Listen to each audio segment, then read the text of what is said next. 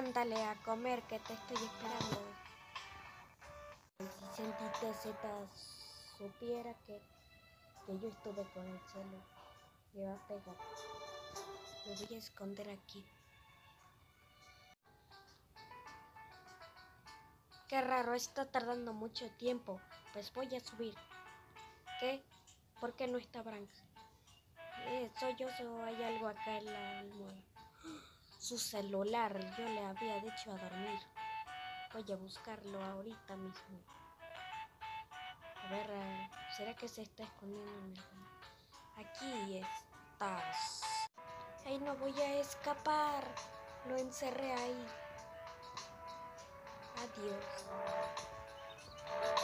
Menos mal que esta vez el Bebecito se había vuelto loco.